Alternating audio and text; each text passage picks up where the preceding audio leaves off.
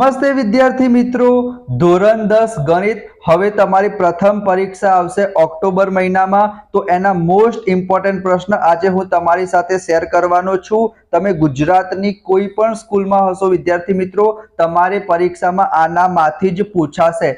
બધા જ વિષય, બધા જ વિભાગ હું તમારી સાથે શેર કરીશ. તમારી ચેનલ છે વિદ્યાર્થી મિત્રો, તો ફટાફટ વિડીયોને લાઈક કરીને ચેનલને સબસ્ક્રાઇબ કરી દો. આજે આપણે શું જોવાના છીએ વિદ્યાર્થી મિત્રો, ધોરણ 10 ગણિત ચેપ્ટર નંબર 1 આપણે જોવાના છીએ, વિભાગ બી. 2 માર્ક્સના મોસ્ટ ઇમ્પોર્ટન્ટ પ્રશ્ન કયા છે? માત્ર તમારે આ 4 થી 5 દાખલા કરવાના છે. કયા 4 થી 5 દાખલા? અહીંયા વિદ્યાર્થી મિત્રો તમે સ્ક્રીનશોટ લઈ લેજો. પહેલા ચેપ્ટરમાંથી વિદ્યાર્થી મિત્રો લસા અને ગુસાનો દાખલો તમારી પરીક્ષામાં 100% પૂછાશે. તો અહીંયા વિદ્યાર્થી મિત્રો તમે જોઈ શકો છો, a બરાબર 10, b બરાબર 20. આ તમને સમજાવવા માટે છે કે આપણને વિદ્યાર્થી મિત્રો કોઈ પણ બે સંખ્યા આપેલી હશે તો સરસ મજાનું સૂત્ર કયું છે વિદ્યાર્થી મિત્રો, કોઈ પણ બે સંખ્યા આપેલી હશે તો એ બે સંખ્યાનો જ્યારે આપણે શું કરીશું વિદ્યાર્થી મિત્રો, ગુણાકાર કરીશું. બરાબર, એક સંખ્યા 10, બીજી સંખ્યા 20. તો બે સંખ્યાનો આપણે ગુણાકાર કરીશું ને, તો એ કોના બરાબર આવશે? એ બે સંખ્યાઓનો ગુણાકાર એમના લસા અને એમના ગુસાના બરાબર આવશે. તો આ સૂત્ર છે વિદ્યાર્થી મિત્રો, સરસ મજાનું તમારી પરીક્ષામાં પૂછાઈ શકે છે. બરાબર, હવે 5 દાખલા કયા કરવાના છે વિદ્યાર્થી મિત્રો એ હું તમને જણાવું. ધોરણ 10 ગણિત પ્રથમ પરીક્ષા માટેના મોસ્ટ ઇમ્પોર્ટન્ટ પ્રશ્ન.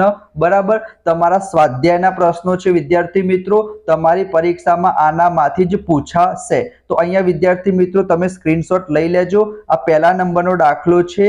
અહીંયા તમે જોઈ શકો છો વિદ્યાર્થી મિત્રો કે આપણને બે સંખ્યા આપેલી છે. થોડુંક હું તમને નીચે કરી દઉં જેથી તમને દેખાય. અહીંયા વિદ્યાર્થી મિત્રો આપણને બે સંખ્યા કઈ આપેલી છે? 306 અને 657. તો એ બે સંખ્યાનો વિદ્યાર્થી મિત્રો આપણે ગુણાકાર કરીશું તો એ કોના બરાબર આવશે? એમના લસા અને ગુસા બરાબર આવશે. ગુસા વિદ્યાર્થી મિત્રો આપણને કેટલો આપેલો છે? 9 આપેલો છે. અને લસા આપણે શું કરવાનો છે? શોધવાનો છે. તો 4 વસ્તુમાંથી 3 વસ્તુ આપેલી હશે અને ચોથી વસ્તુ શોધવાની કીધી હશે. તો અહીંયા વિદ્યાર્થી મિત્રો શું થશે? આ 9 ગુણાકારમાં છે તો 9 ક્યાં જતા રહેશે? અહીંયા વિદ્યાર્થી મિત્રો ભાગાકારમાં જતા રહેશે. અને તમે આને સોલ્વ કરશો તો જવાબ કેટલો આવશે? 22,338. સ્વાધ્યાયનો જે દાખલો છે તમારી પરીક્ષામાં પૂછાઈ શકે છે. બરાબર, રકમ બદલીને પણ પૂછી શકે. આ પહેલો દાખલો. એના પછી વિદ્યાર્થી મિત્રો બીજો દાખલો પણ તમે જોઈ શકો છો. આ પણ સરસ મજાનો દાખલો છે. તમને બે સંખ્યા આપેલી હોય, 3 સંખ્યા આપેલી હોય અને તમને એમ કે લસા અને ગુસા શોધો. તો સૌથી પહેલા તમારે શું કરવાનું વિદ્યાર્થી મિત્રો, અહીંયા તમે જોઈ શકો છો જે બે સંખ્યા આપેલી હશે એ બે સંખ્યાનું તમારે અવિભાજ્ય અવયવની રીતે ભાગ પાડી દેવાના. એના પછી અહીંયા 510 ની જગ્યાએ શું લખાય?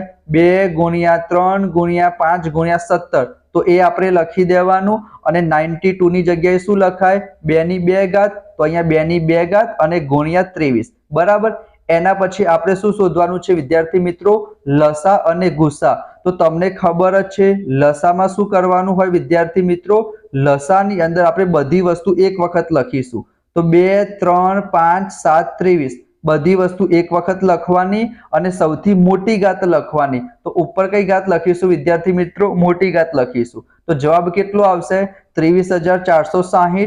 અને વિદ્યાર્થી મિત્રો જો આપણે ગુસાની વાત કરીએ તો ગુસામાં શું કરવાનું હોય છે? સામાન્ય લખવાનું, કોમન લખવાનું. તો અહીંયા વિદ્યાર્થી મિત્રો કોમન માત્ર 2 જ છે અને ગુસામાં આપણે નાની ઘાત લખવાની હોય છે. તો જવાબ કેટલો આવશે વિદ્યાર્થી મિત્રો?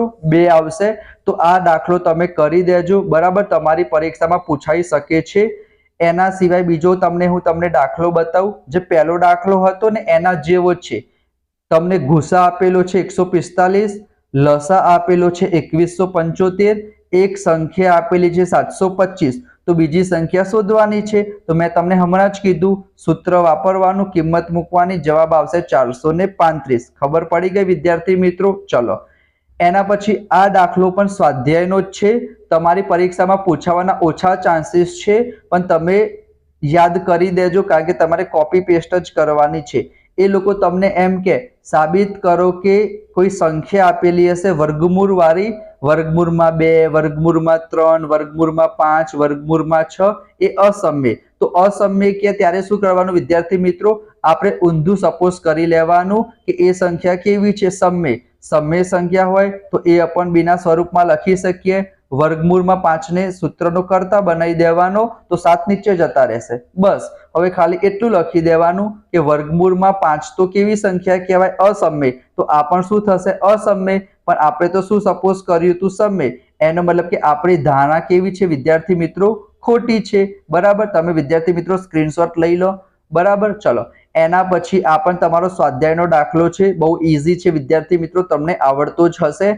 અને એના પછી તમારી પરીક્ષામાં 2 સંખ્યાની જગ્યાએ 3 સંખ્યા પર પૂછાઈ જાય કે 6, 72 અને 120 નો લસા અને ગુસા શોધો. તો જે પ્રમાણે આપણે 2 સંખ્યાનો કરીએ છીએ એ જ પ્રમાણે 3 સંખ્યાનો કરવાનો. તો 5 મોસ્ટ ઇમ્પોર્ટન્ટ દાખલા છે, તમારી પરીક્ષામાં પૂછાઈ શકે છે અને આનામાંથી જ પૂછાશે વિદ્યાર્થી મિત્રો. એ લોકો રકમ ચેન્જ કરી શકશે પણ આ જ પૂછાશે. બરાબર, લસા અને ગુસા આ પહેલું ચેપ્ટર હતું વિદ્યાર્થી મિત્રો. એના પછી આપણે બીજું ચેપ્ટર જોઈશું, ત્રીજું ચેપ્ટર જોઈશું, બધા જ વિષય જોઈશું, બધા જ વિભાગના સોલ્યુશન જોઈશું. મોસ્ટ ઇમ્પોર્ટન્ટ પ્રશ્ન હું તમને કહીશ અને શીખવાડીશ પણ ખરી. તમારી ચેનલ છે વિદ્યાર્થી મિત્રો, તમારે શું કરવાનું છે, ચેનલને સબસ્ક્રાઇબ જરૂર કરી દેજો, તમારા દોસ્તો સાથે શેર કરજો. આની અલગથી પ્લેલિસ્ટ બનાવી દઈશ, એમાં તમને દરેક વિડીયો વિદ્યાર્થી મિત્રો મળી રહેશે. તો મળીશું નેક્સ્ટ વિડીયોમાં. ત્યાં સુધી જય શ્રી કૃષ્ણ, રાધે કૃષ્ણ, જય હિન્દ, જય Bharat. Thank you so much.